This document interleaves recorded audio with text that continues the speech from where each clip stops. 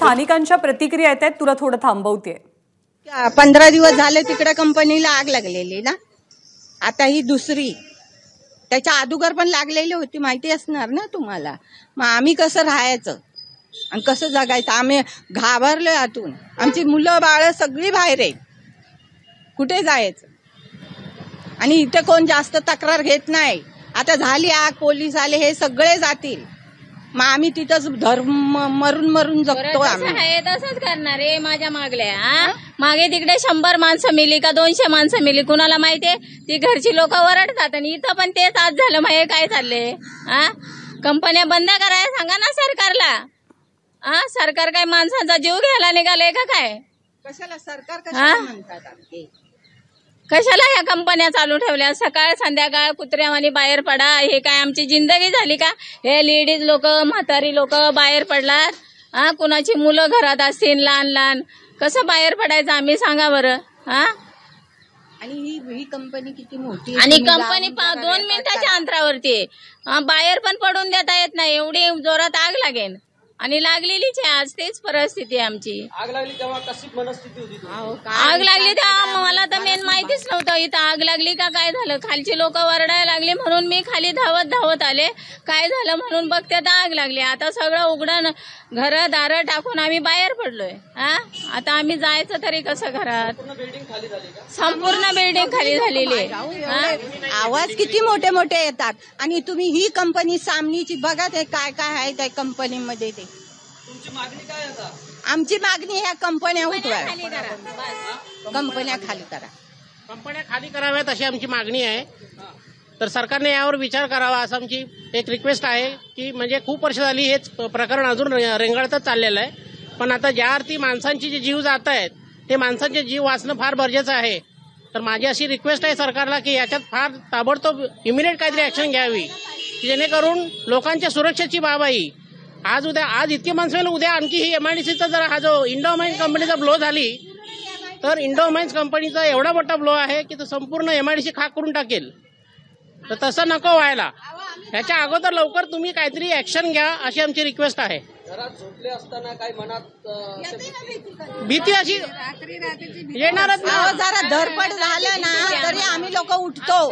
जरा आवाज आला तरी उठून बघतो बारीतनं काय झालंय का. म्हणजे असं आम्ही राहतो. झाला ना तेव्हापासून तर आम्ही भीतीच धरलेली. रोज संध्याकाळी झोपताना विचारच करतो सकाळी उठणार का ना उठणार. तेच चाललेलं आणि तेच झालं. जर आग लागली ना तर आम्ही अचानक असंच उडू. जवळच्या जवळ किती घरं आहेत तुमचे तिथे? 12 आहेत. सगळे बाहेर आले. एक कोण इकडे, एक कोण तिकडे, एक कोण तिकडे. 4 बिल्डिंग आहे. 4ही बिल्डिंगची लोक सगळी बाहेर आहे. निवासी विभाग 4 बिल्डिंगचा जो विभाग आहे ना, हा फार म्हणजे सगळं अगदी जवळपासच लागलेला आहे त्याच्या इंडस्ट्रीच्याच. तर या इंडस्ट्रीच्या ह्याने फार नुकसान होण्याची शक्यता जास्त आहे त्या 4 बिल्डिंगच्या याला. म्हणजे आमची बिल्डिंग सगळे पकडून या 4-5 बिल्डिंग आहे ते फार रिस्की आहेत. तर त्याच्यासाठी गव्हर्नमेंटने काहीतरी त्याच्यात डिसिजन घ्यावं, फटाफट लोकांना तिथून हे करावं, म्हणजे सांभाळ त्याची काळजी घ्यावी.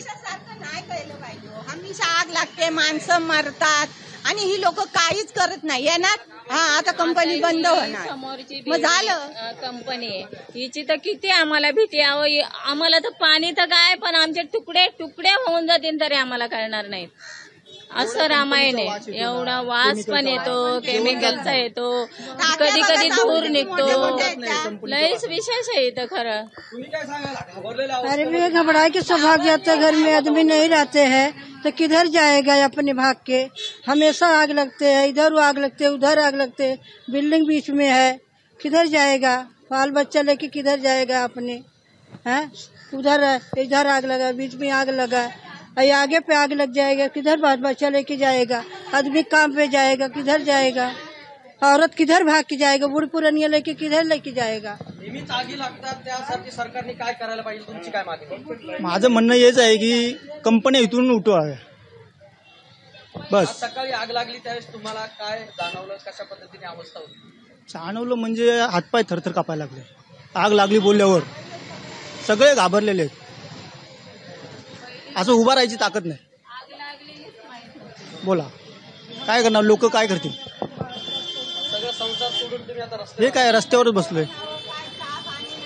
चहा नाही, नाश्ता नाही, उभा राहायची ताकद नाही कोणाला. ह्याच्या अगोदर बॉम्बस्फोट झाला तो हा कंपनीचा, तेव्हा काय हालत झाली असेल. त्या भीतीने आता हे वातावरण चाललंय. कंपनीच्या जवळ राहिलं बाजूलाच आहे ही काय समोरची बिल्डिंग. एकदम बाजू में बोलणार का? बोलणार का तुम्ही? अरे राहता कुठे तुम्ही? उधर काम करते हो. हाँ? उधर ही काम करते हम लोग. उसके बाद उधर ही कंपनी का. हाँ. तर या रहिवाशांच्या प्रतिक्रिया होत्या.